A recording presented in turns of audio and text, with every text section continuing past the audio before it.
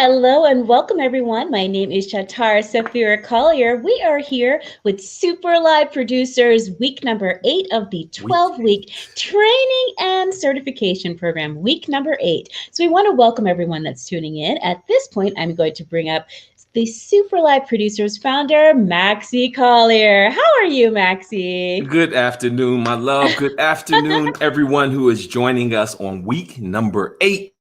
Yes. Week 8 of the Super Live Producers Training Program, where we are going down a curriculum twice a week. Now, yes, you all did see us yesterday for a special presentation that we did at Super Live Streams TV, presenting Ada Babineau with an amazing conversation with Kay Shaw and Sandra Ratley. Please check out that replay. It will be posted on superlivestreams.tv on Monday. But for today's session of the Super Live Producers Training Program, we are focusing on family history videos and the idea of creating family history videos. You know, as we begin, hey dear, can we go ahead and let me get my screen share and you'll do the introduction. Share my screen. Sure. Right, cool. I'll be happy to. I'll get mine here. There we go. Copy that. All right, cool. I got it. All right. So here we go. We are talking about family history videos. Now, like many of the initiatives within the Super Live Streams archives, this program goes back through multiple iterations over the years. Most recently, we called this program My Family Story. But I first began filming family history components, things that were used in our family history documentaries, 20-something years ago. So what we're going to do in this session today, we're going to introduce you guys to some of the different type of family history videos we create. We're going to tell you the tools we use to create them, and we're going to walk you through the process of gathering your materials, identifying what type, and going ahead and getting started on your video. So before we do, we want to go ahead and show you some examples of what we're talking about. So this is our introduction, this first clip, and we'll be sharing a number of clips through this program. And again, if you're thinking about doing a family history video before we even go to this clip, I want you to think about a family member, one person who you may choose to do a biographical tribute to, or you may think about your family legacy in terms of your whole family name and your lineage and your roots.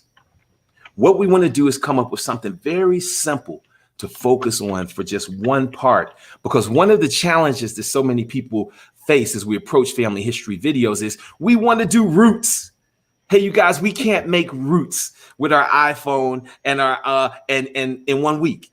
However, if we pick one person from our family history, if we pick one story or one moment and then hone in on that, then perhaps we can begin to start telling these stories. And speaking of family history, before we get rolling, let me say happy birthday to my little sister, Tara Sabri Collier. We love you so much, Tara. Tara. We love you. Happy birthday to you. Yes, indeed. Garland, thank you for your comments, bro. We appreciate it, and we appreciate your support. And definitely come over and check us out at superliveproducers.tv, superliveproducers.com. Okay, so, hey, dear, let's go ahead and roll clip number 1. This first clip we're going to show you is our introduction to the My Family Story training program. And this My Family Story curriculum is now being ported over, and it will be a part of the Super Live Producers curriculum that every member will have access to. So let's go ahead and roll clip number 1. Copy that. Confirming clip number 1 rolling now. Thank you. I'm Maxie Collier. Welcome to my Documentary Accelerator. In this lesson, we're going to talk about family history videos and family history documentaries.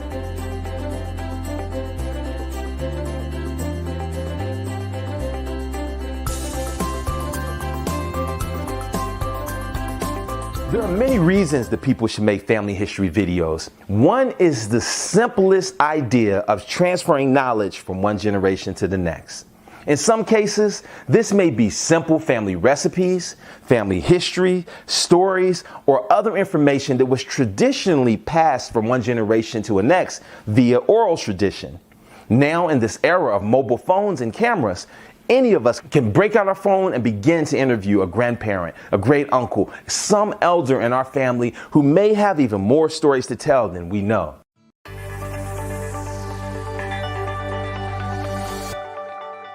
Why do people want to make family history documentaries?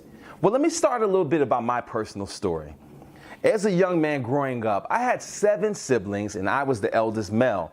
We would often take long trips from Maryland, from the city all the way down to a little country town called Waverly, Tennessee. This is my family homestead. I had the amazingly good fortune of literally sitting at the feet of elders who were 80, 90, and 100 years old. And I came up hearing their stories about their lives, as well as many of our family members who were no longer with us. It was that which inspired me to begin documenting my own family history. So I broke out a video camera at a family reunion as a young man, and I was able to record footage of my grandmother when she was very young and energetic and spirited. I got the camera on you, Grandma. Oh, honey, Lord have mercy, don't get me wrong. Because I'm always great at that. But look how long it's been so long that I've been saying I need to bring a video camera. To make pictures. Uh-huh. I know it, boy. And I continued to record footage over those many years, even as my grandmother got Alzheimer's and began to impact all of our lives. But he wrestled with the bear. We was at the park, and whoever wrestled, could throw the bear. They had a big prize coming, and boy, we went out 3 nights, and he was practicing on how he's gonna throw that bear, and he finally threw the bear. He put his foot in behind that bear and tripped him. That'd be who would get on him. That's older than my whole thing.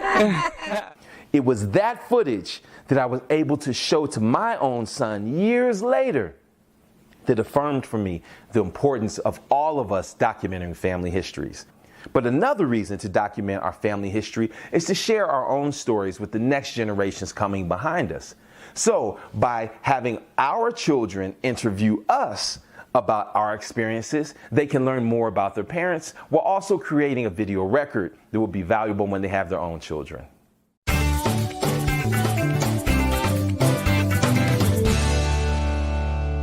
Now, what about you? Do you have a family history story that you'd like to tell?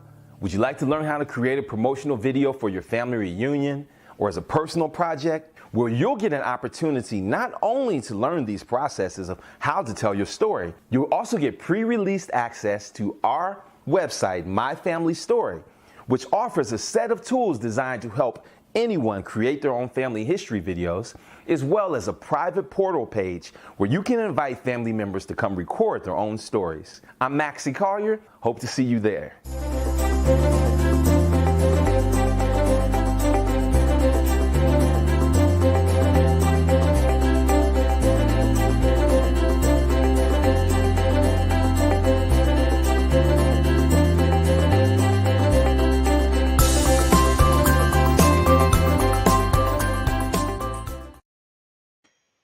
Well, guess what, folks? Wonderful. Oh, thank you, dear. But guess what, folks? You don't have to go to myfamilystory.info right now. Yes, you can if you want to, but we're about to go through this program at this very moment in time. We're about to go through the process that I've used many years in order to archive family history and to begin to edit it and begin to present family history videos. Now, with so many of us being apart, quarantined, separated, a family history video, it might make a wonderful gift for the holidays or any of these special occasions where we need to express to the ones we love what we're feeling and thinking. So, dear, before we roll on, you have anything to say or any comments? This is such a popular topic right now. There are many comments, and we've welcomed Garland. Steve Collier, we want to say welcome. Thank you so much for joining us. Thank you. Yes. Rob Petrie, hi, thank Yes, you. indeed. Sending greetings from here. Cynthia White says, this is great. So wonderful. Thank you guys so much for your comments. And we're so happy to share this information. We are indeed. So let's talk about this. What type of family history videos are we talking about? Well, on the simplest level, it is the idea of just gathering what we have in one place that is readily available to people. That's just simply the act of beginning to archive our materials. So back in the days, many of us, when we were still had physical photos, we had photo albums. So those allowed us to easily catalog and organize our photos and share those. In fact, some of my earliest memories of family history are sitting with the old aunties and great grandmothers and great uncles, flipping through some of those very same photo albums. Or they also had the old Bibles. And in those old Bibles, they'd keep birth certificates and death records and news clippings and photos. That was how we acquired some of our earliest information. Now in this digital era, we have our collections are on our phones or on our hard drives or up in the cloud.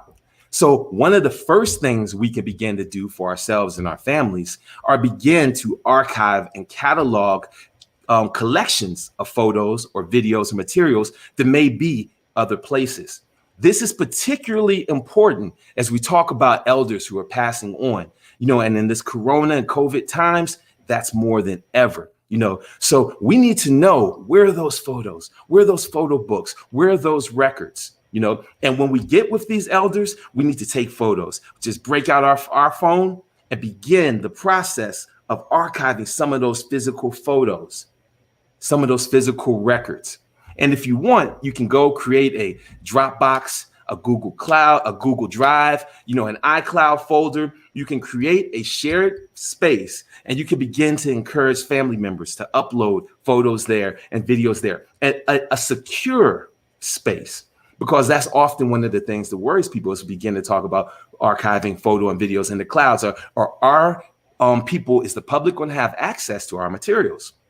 So again, it's the idea. Let's gather these photos. Let's gather these videos. Now, sometimes as we talk about gathering these videos, it's not quite that simple because there's so many analog and digital formats that things have been recorded on over the years. So what are some of these things that we may have to look for? You may look for old film strips, film rolls, film recordings. I'm talking about like literal old school 8mm film, 16mm film, 35mm photography negatives, 35mm slides. We want to go and gather all these things and begin to protect them, and then begin the process of converting those analog media formats, or in the case of some of the old mini DV or early digital formats, or even DVDs, we got to gather all these materials together and get our archives intact. So one of the simplest forms of family history videos is just gathering, making an archive, even if it's not edited, even if it's just raw footage that other people have access to. Then we can talk about the family legacy videos. This is where we create videos where we're able to share about the origins of our family roots, our heritage, our names, our homesteads. This is where we're telling the stories of those great grandparents, the sacrifices that they made. Where are our origins and our roots? Now, I said at the top, no, we cannot on an iPhone budget, create the movie Roots. However, we can begin systems for documenting and organizing, what we do know about our roots. So a family legacy video is what we used to show at our family reunions. It's letting the new generation know about the generation that came before, how they got their name, how they got their surname, how they got their personal names, some of the histories related to our legacies at large. But now, even when doing family legacy videos, we still encourage people, pick one side of your family, or pick, your paternal, follow on your paternal lineage, and don't try to make it too broad, because we can make multiple videos. And when we make multiple videos that are shorter, it creates a easier viewing experience by the time we have dozens of these videos and people have to bounce around between them. Any questions before we move on there? Many comments. Thank you guys for your comments. They are here. They're learning information. Just thank you so much. Thank you. Oh, thank you. Yep. Sharing Thank lessons. you, family. Please do. Absolutely. Please do.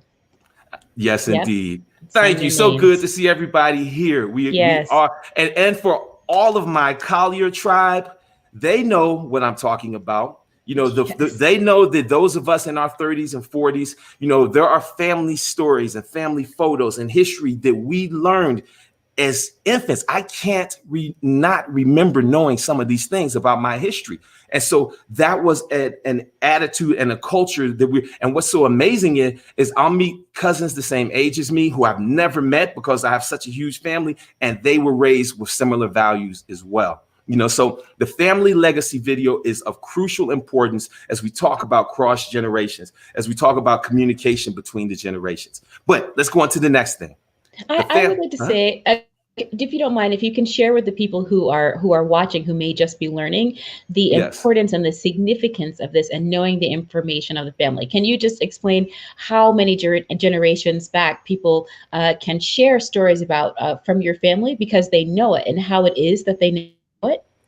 Well, so we're able to trace our Collier family roots back to Greenberry Collier, who was a slave master in Tennessee, and Susan Collier, who was the slave in Tennessee. It was their union that created John Collier, who was my great-great-great-grandfather. And John Collier had 14 kids, 9 of whom or 13 of whom who lived. And those lineages are my cousins all over in this Collier family tribe, the descendants of John Collier. And we maintain a Facebook group where there's over 200 people in that group who are directly, descendants of John Collier. So yes. So, and that's just on my father's side. Now, on my mother's side, we didn't always have as much access to the history. And in fact, as I began to document history over and over, I found that there were multiple schools of thought. On the one hand, there were people who carried important family stories from generation to generation and made sure that they were taught.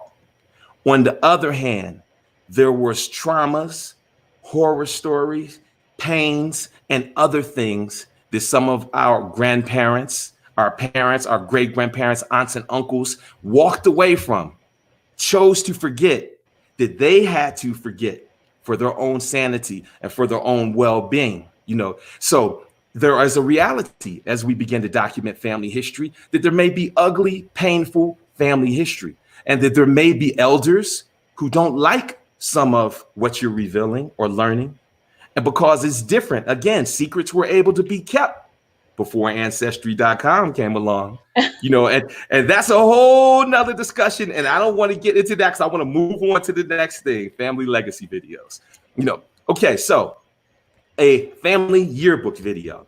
Now, so let's say you don't want to go through the complicated process of trying to identify whose family story you're going to tell or which story you're going to tell or anything like that. There are simple tools just for making slideshows, and these slideshows, okay, I'll give you an example. This one right here. So iPhone went through my photos and it made a family history video for me. And then I began to realize, hey, you know what? If we set up folders on our phone, and if we organize our photos and videos in those folders in certain ways, we can have even greater control over the type of videos that are created for us. So look at this. Think about this, you guys. Think about how you can just make a slideshow using iMovie or any of these other tools we're about to show you. But it's really just gathering photos on your phone, putting them with music. And again, as you look at this video right here, I didn't edit a single thing.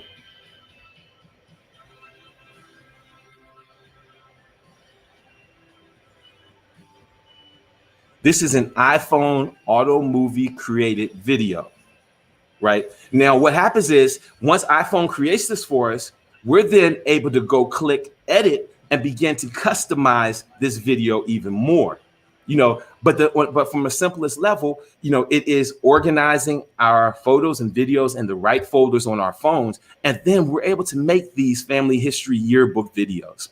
And what is a better time to make a family yearbook video than in a time where we're all quarantined, than in a time where we're all separated, than in a time you may have on your phone some photos that nobody else in the family has, So let's make a family yearbook video about 2020. Yes, indeed. That's going to be quite a story. But let's also make some family yearbook videos about other significant years. Other times when we had those gatherings and the reunions. Let's dig into those archives that we organized earlier, the photos and videos, and let's whip that editing together and let's create some of these legacy videos or these yearbook videos. Now, there's another type of video as well, and that is the personal video journal. This is those of us saying, hey, I'm going to turn a camera on myself in an environment where I feel safe and secure, and I'm going to journal and start telling some of my story and some of my thoughts. And now this is just like back in the day when many of us kept written videos, journals, and diaries. However, what you can do is begin to record your entries here on your phone, and you set a special place on your Google Drive, and you just drop them up in there. You know, these are videos for those of us who were non-custodial parents. You know, things like how can we help our children feel connected with us? How can we help our children have deeper insights in us, you know, if we're not there with them? Well, we can create journals. We can create safe spaces where we have videos that are just for them, you know, and there's a variation on the video journal, and that's the personal legacy video. These are our video wills and testaments. These are statements that we record on our own terms that are meant to be viewed after our passing in order for people to have deeper insight or messages that we want to leave. Again, every person can turn their phone on themselves and record a legacy video. The key thing is with these legacy videos and these personal videos, your family has to know how to find them and get them.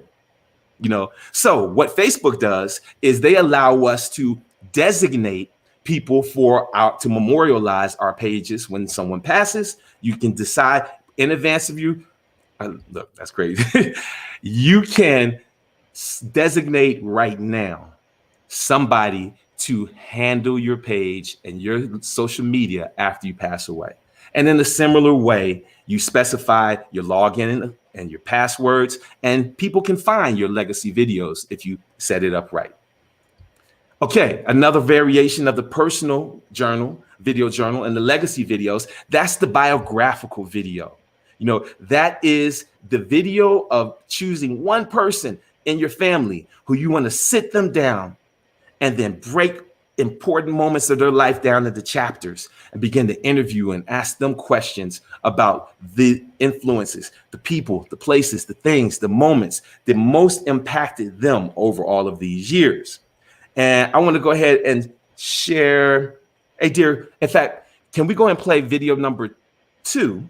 And video number Absolutely. 2 was recorded about 12 years ago as I really began to document some of my family history on video. And again, at that time, we didn't have, the cameras weren't too great. I think I was using a flip cam or something like that. It was all shaky cam. But the fact is, I've got this footage and it's secure and it tells a story. Let's play clip 2, please.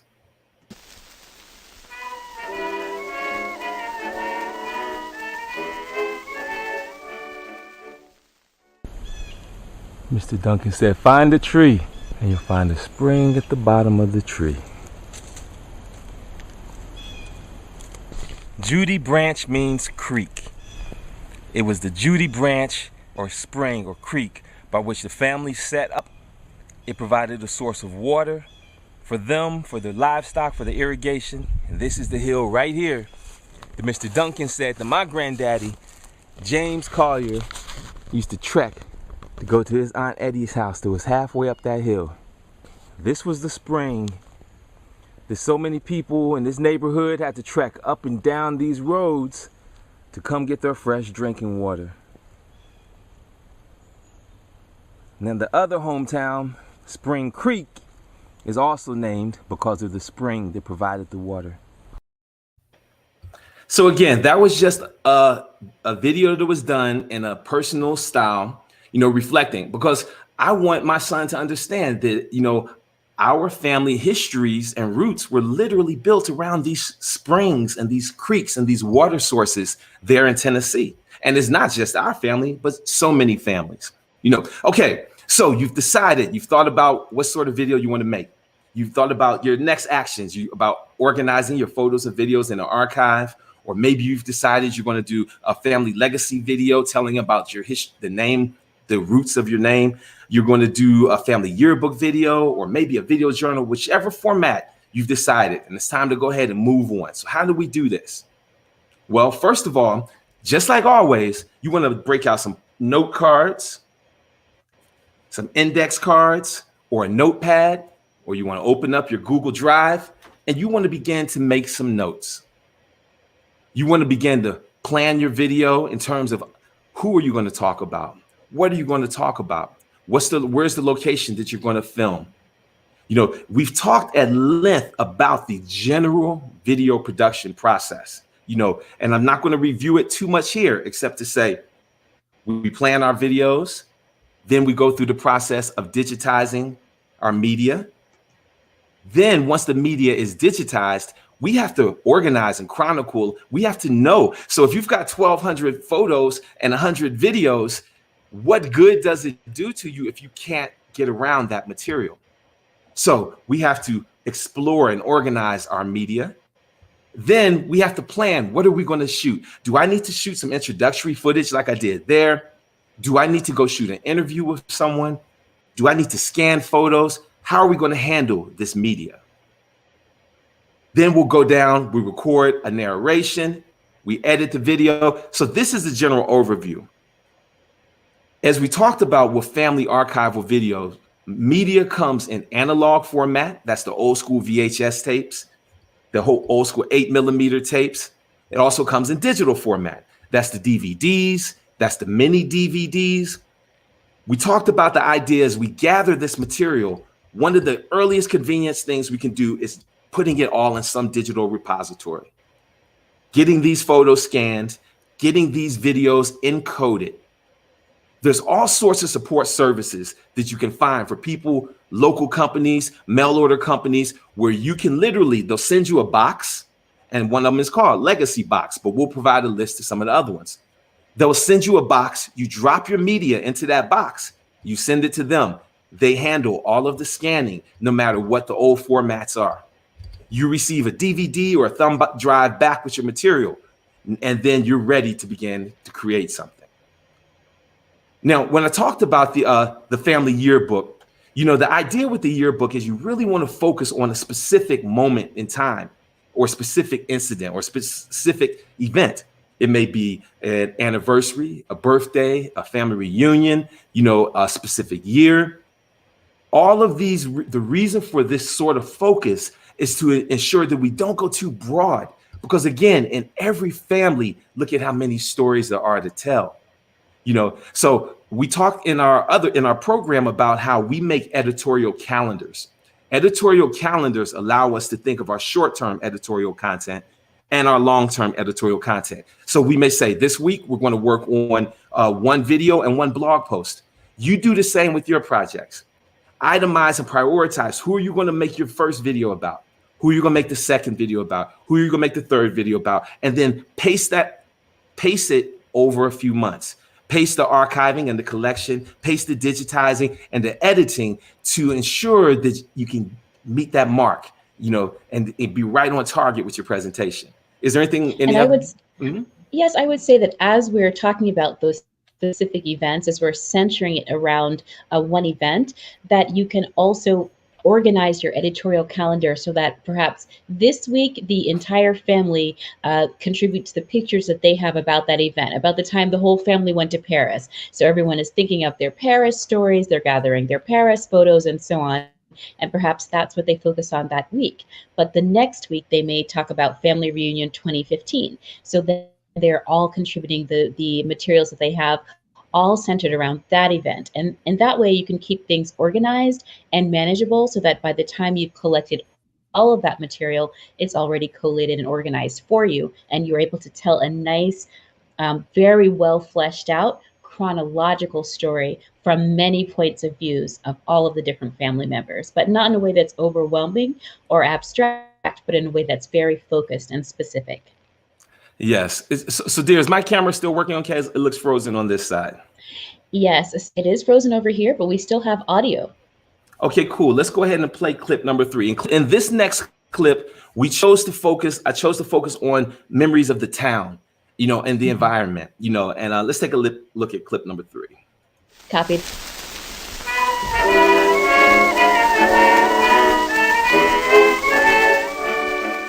As a young man, I never knew where I came from.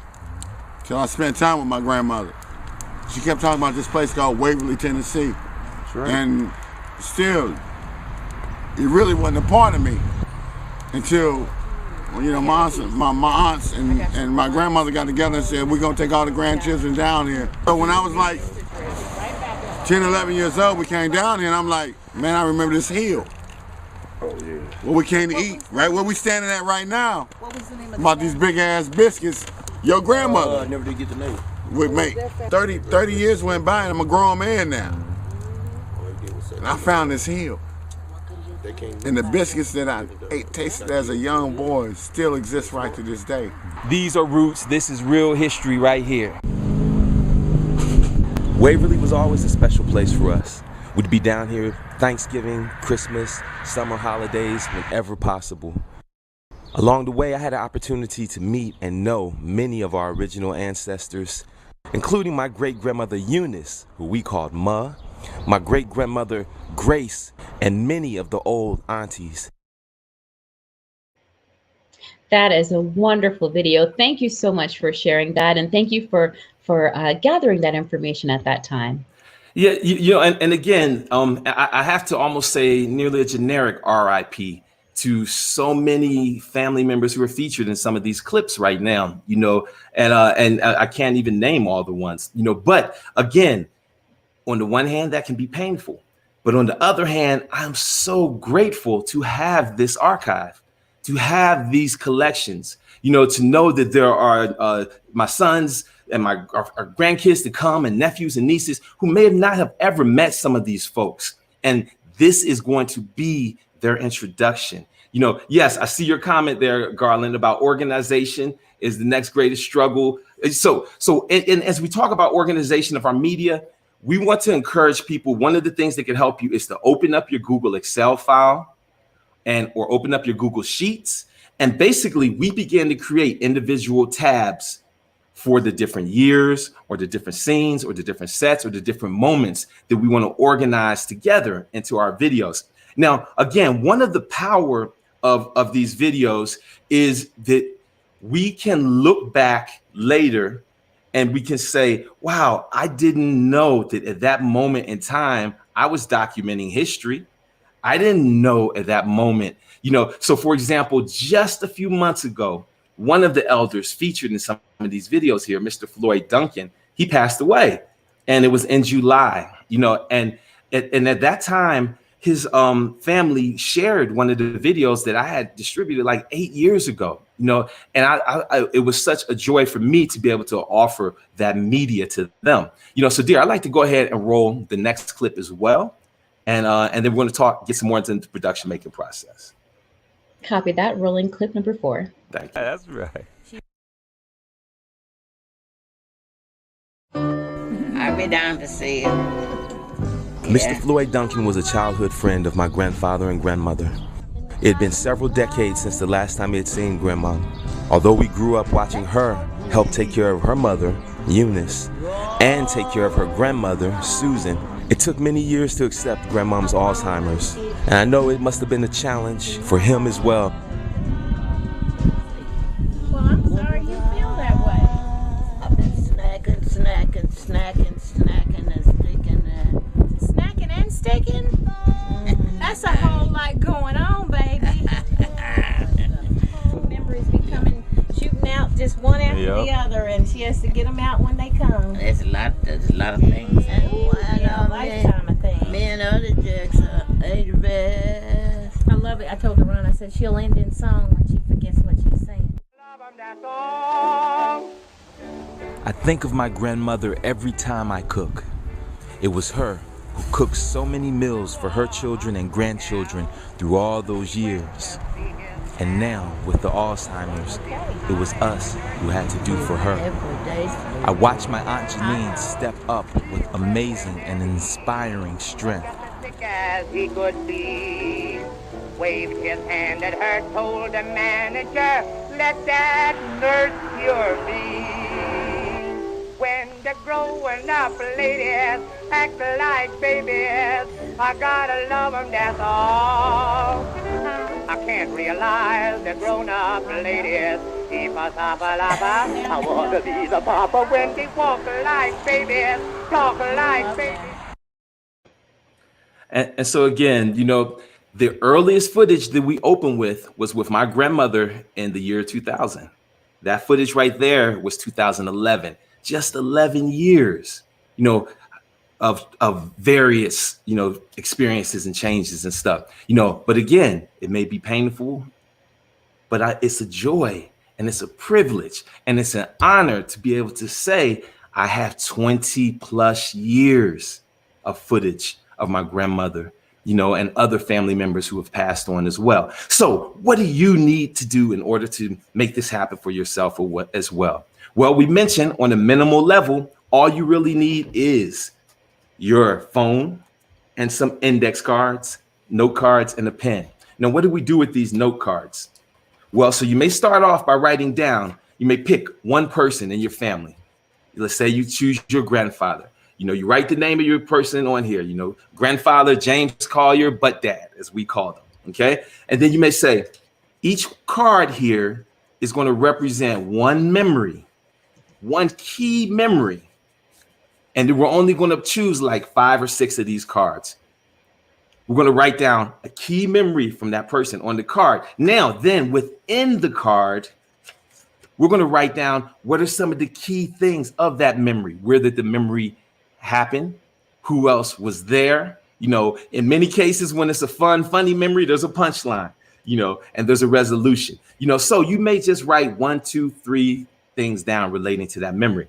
So then by the time you look up, you have 5, 6 cards with 5 notes on it. Now you've got like 25 notes. Okay, so what are you going to do with these notes? And again, this is if we're doing something that's from our archival purpose, but it's also if we're about to go interview someone. If I am about to go interview my Uncle Ronnie, then I'm going to look back through my family history and records, and I'm going to write down, just like I'm telling you, some of these notes of things, because we know, again, there's too much material to cover in one session. So let's try to find some story or points or through lines, very early on that we can focus on and hone in on.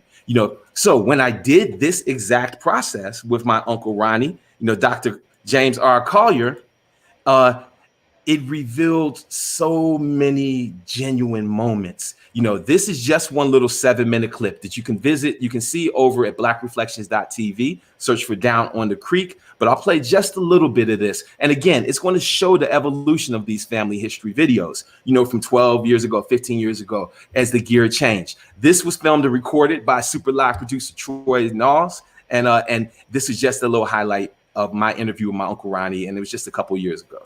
I'm the second son of Pearlie and Bud Collier, and I happen to be a physician and a former military officer in the Air Force. Well, I was born July the 27th, 1946.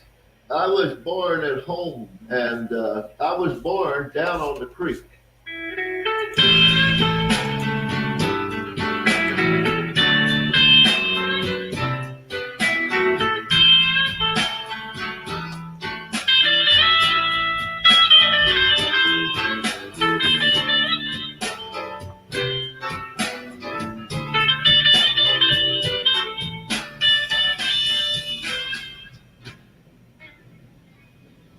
I can remember as a very young child coming up here when the house was being built. We used to live in a place called Down on the Creek. I don't remember the house, so I must have been around 2 or 3 when we came up here. But I can remember this looked like a mountain to me. It was a sloping hill. There were a lot of big trees in the back. We were close to the highway, which we had never been before. Builders were building the house. And my grandmother, Mother, said, this is where we're going to live. Now, they were building the house, so I wasn't sure I wanted to live here, but it was nice to see new construction. And a short time later, we did move here. And it was great joy to be from this place that we called down on the creek where the water was. And I was. And I'm going to just let this play in the background a little bit as we talk. You know, the lady who built the house was the lady that my grandmother worked for. So again, one of the things I knew coming into this interview with my grandfather, with my uncle, was I wanted to talk about his memories of our family home. You know, so nearly every shot that you saw or did you see right here started off as an index card. You know, exterior, wide drone shot, you know, of the house. You know, a close-up shot, a B-roll shot of Uncle Ronnie and I walking out front of the house. You know, these photos, and I also knew from the experience of doing the other documentaries, you know, that we wanted to have as many photos and visuals as possible. So these simple photo slides that you're seeing right here were all created with a free program called Photo Film Strip. And we showed members of a Super Live Producers program how to use this, you know, in our previous session. But basically, with the Photo Film Strip application, I was able to take all of these photos and load them in and then designate where the zooms would happen, the zoom in and out and pan.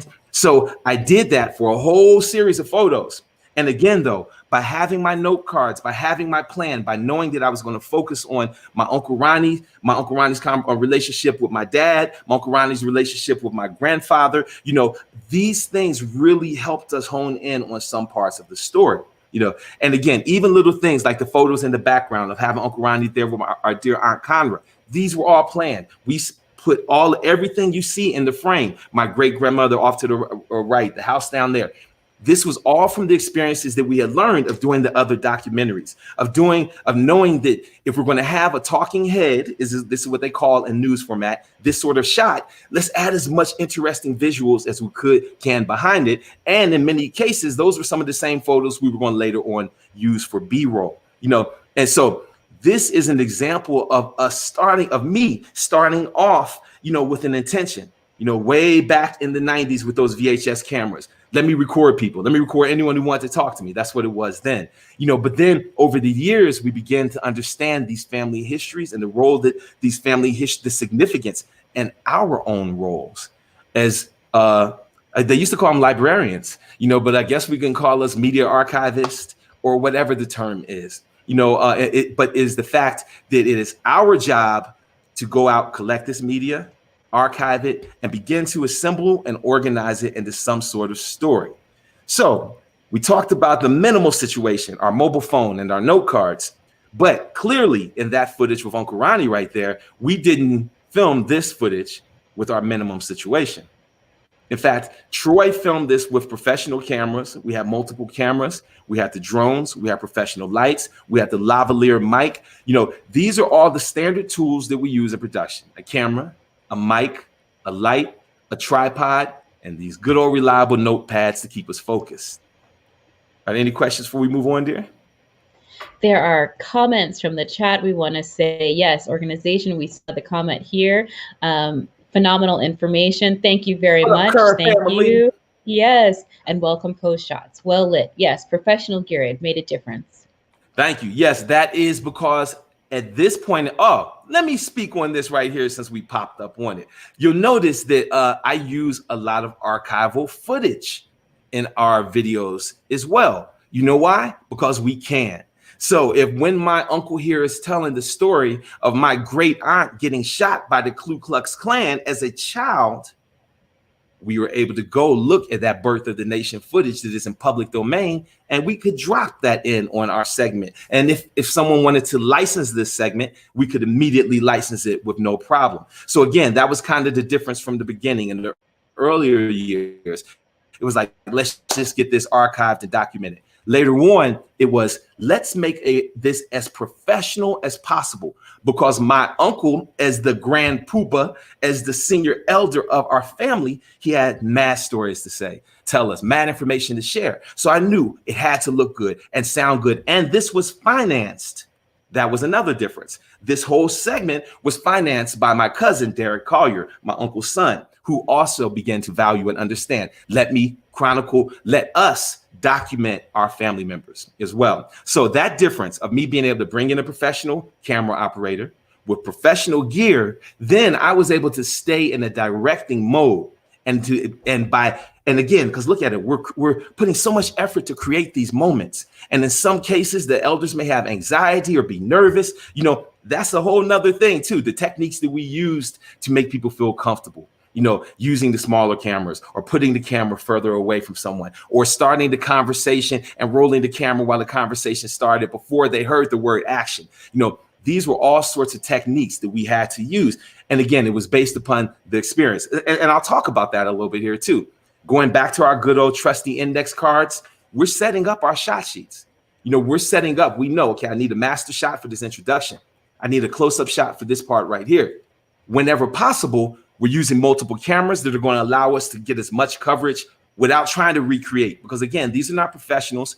We don't want to say cut, oh, the audio was bad, let's pick it up and do it again. No, we want to try to set and plan everything up. So when we're in that moment, we can make the most of it. We can maximize it, So we're going to make those shot sheets. We're going to organize our interview questions. We're going to set up things in advance of our project, and by curating our photos and videos in advance of the interviews, it's going to raise questions. It's going to help us come up with things to talk about and to discuss, so all of that research is critical. And it is also us reconnecting. I wouldn't want to go in and interview an elder who I didn't know too well without giving them the proper time to investigate their story and the things we may want to talk about. So I'm going to go look at newspaper articles. I went there to the library and to the archives in Tennessee. I looked up those stories, and Shatar and I also developed a tool based upon this experience. We created a tool that allows family members to go directly to a page and just begin to record their own video blogs or their own video comments. That's actually what My Family Story is. It's meant to be a suite of tools to help with this. And we're about 50% through that, So again, by curating these photos, curating these videos, getting your assets, you're doing your research, schedule those interviews far as in advance as you can.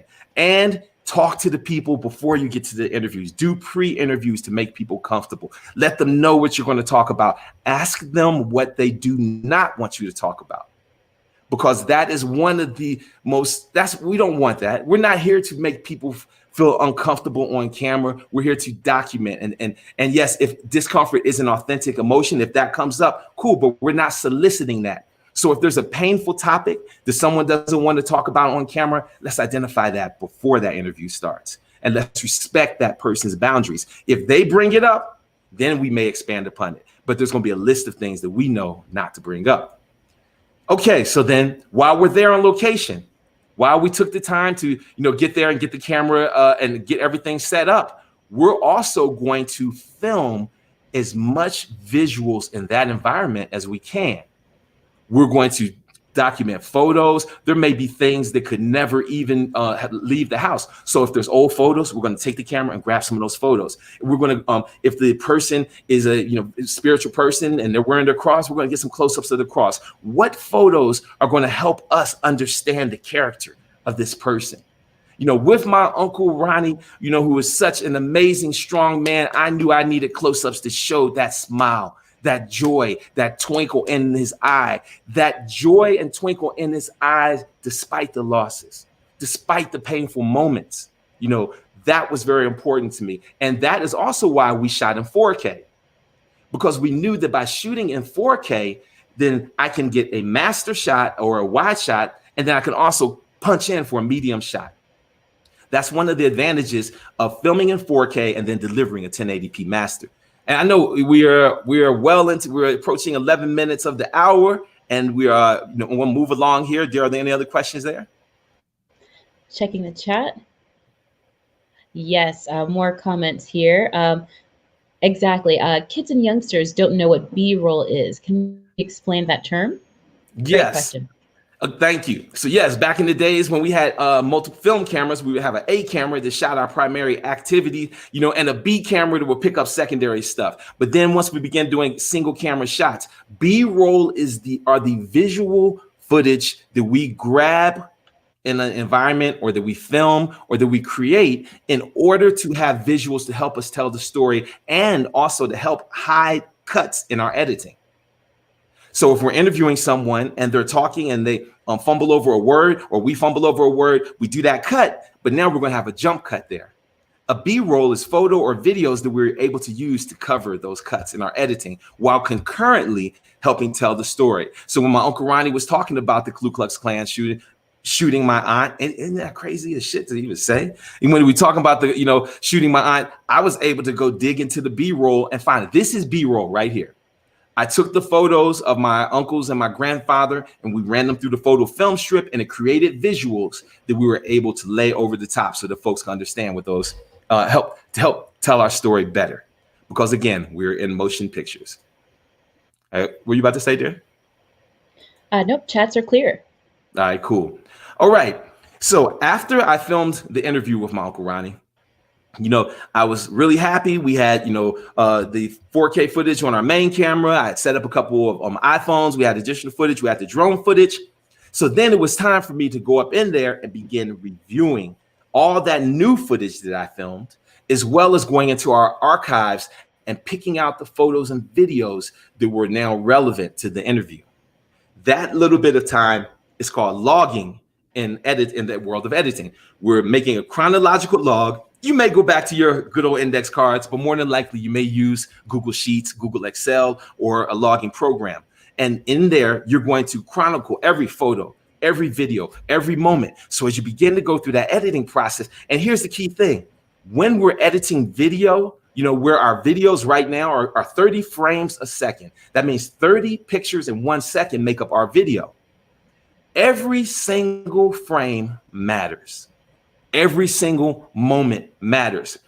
So as we're prepping our media, we're saying we're not fast forwarding through footage.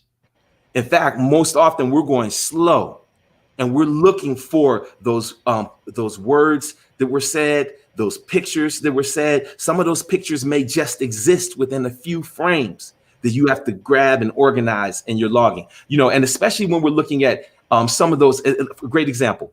When we transfer old 8mm footage, old 16mm footage, old 35mm footage, the countdown numbers and stuff in the beginning were called leader, right? When there may be just 1 or 2 frames right from the transition from the leader to the start of the scene that may be off or look weird, but you can discover magic of beautiful photos or pictures or images in just one little frame. So as you're archiving and as you're logging your material, you've got to be willing to put that time into it and to get familiar with it. Okay, so now you've organized and you've archived your material. The question is, do you want to edit it yourself? Do you want to dive into iMovie, into Adobe Premiere, into Final Cut? Do you want to use some sort of tool, or app on your iPad or something? You find whatever software you are comfortable with. You don't have to rush and learn Adobe. If you have an app that works on your iPad that lets you edit, and what do we mean by edit? That is the process of organizing our photos and videos in the sequence that we want and creating transitions between them. So whatever app or platform you can find. And if you don't know any, you can go to openshot.org. Openshot.org, which we mentioned on our Friday session as well, is a free editing program, and it allows you to, here we go, edit directly on your Mac, your PC, no cost, no expenses. OpenShot, go there, spend some time with it. And dear, can you pull up Photo Film Shop when you get a chance, or type that on URL as well, and so people can see that? Sure. Yep. So you have your editing app, you have your editing software, you've logged and you've organized your footage. Now it's time to get in there and go back to your original cards and reference and remember, what stories was I trying to tell? What was my goal? Yes, me and Uncle Ronnie may have talked about, fried green potatoes, but is that our focus right now? Okay, so cool. So then let me skip over that at the moment and let me pull out the things that are most relevant to the storyline. Now, on the other hand, sometimes in the interview, a storyline will reveal itself, a storyline that you had no idea about. I had heard the story of my aunt being shot, but again, that was one of those ones that the elders didn't speak about. They didn't talk about it that much. That was the first time I had heard the articulation of that whole experience. So yes, That was not in my original notes or plans, but that needed to be expanded upon and included in this story. And even the 7-minute piece, thank you, dear. So the URL on the screen is for the photo film strip software that you can download that will help you turn your photos into those nice, what they call Ken Burns effects that you see on PBS, the nice slides and everything, so you can create some B-roll for your project. So now there you are editing. If you have a software like Adobe or Final Cut that allows you to create multiple sequences, usually what we're going to do is create a sequence that corresponds with every one of our log notes or index cards of the moments in the story that we want to tell. And again, we're kind of rushing through because we don't want to drag this out. We want to keep this session moving. But within the Super Live Producers Training Program, this course is being ported over, and in January, this course will be available to every member of the Super Live Producers Training Program. Okay, so we've gotten through the editing. We've done our rough draft stages. Usually at the rough draft stages, it's best to have someone give you second eyes, not necessarily the subject of the documentary. You want someone who understands editing, understands production, who's going to give you fresh eyes and may say, oh, because here's the thing, when we're writing or recording or editing about anything that are close to us and that we're emotional about, our nostalgia and sentimentality can help us, or it can be a handicap. So this is why we sometimes need fresh, objective eyes to give us feedback. Am I lingering way too long on this photo or on this moment because it was a moment that I cherished? Will the viewer be able to feel that same emotion? Maybe or not. So in our editing stage, we're looking for that sort of feedback. By the time we get here to mastering, we've completed the video. We now have a video that tells the story from top to bottom in whatever form, whether it's a slideshow, whether it's like my early rough cuts that you saw, or whether it's our pro professional polished one. We now have a video that we're ready to master. And that means that we're going to export it at the highest resolution, at the highest quality, in order to have that master file. We're going to upload that master file to a digital cloud somewhere where we can always get it. And we're going to go burn a DVD or a Blu-ray disc of that as well. And we're going to make a thumbnail drive archive backup of that. If you need to distribute it, then you're going to have to go ahead and set up a web page somewhere. It may be a personal blog. It may be a WordPress. It may be an old school Tumblr. It may be just some page that you need to upload this video so that people can see it. Now, ideally, you would like this page to be where people can toggle on and off privacy. So if I upload a personal video about my grandmom, I want my family to be able to come to a page and watch this video, but not the whole world to see it. So these are some of the considerations you have to think about as you think about distributing your family history video. Is this meant just for family to see? Is this meant for the world to see? Is this meant for the family to see with passwords? What sort of mechanism do I have to set up in order to distribute this? All right. Any questions before we wrap up here, dear? Chats are clear for questions. It's just comments here. Great conversation. Thank you, Mia. Thank you, folks. And people are saying, yep, listening and learning. Exactly. Because the information is so important. And now the people who are getting this and they're learning this technique, we can call them the streamatarians, because now they'll know what it is. The streamatarians indeed. So you'll have the tools to make these things now. And at a minimal level, if you don't take away anything from this, just make your notes cards for yourself. Make your note card and say, these are 3 moments of my life that are most impactful that I want someone to know about. And then turn that selfie on yourself and record yourself and go down that list. Act like you're talking to your child, to your loved one, to a friend, and document yourself. Because it's one thing for us to document on social media, where we know we're going to be judged and questioned and challenged and all this. And it's a whole other thing for us to speak to ourselves in a video journal format and have our heart and our soul and our mind be unfiltered in somewhere where we have access to it and the world has access. So on a minimal level, make your own video, personal video, document yourself and tell your family story from your personal perspective. On a professional level, some of you out there have family members whose stories need to be lifted up.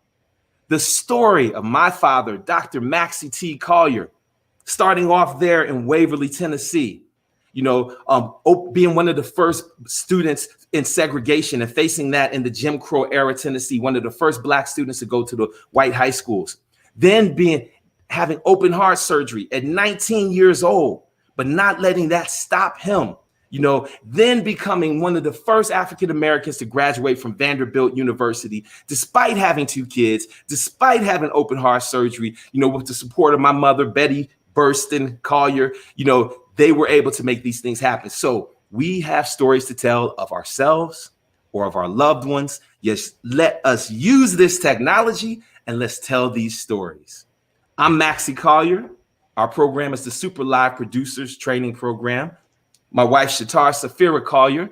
For the Super Live Producers, we will reconvene in 15 minutes, and we're going to go through taking a look and hearing some of your ideas for telling your family stories. Thank you, Diane. We appreciate you. Dear, you can take the closing word and take us out of here.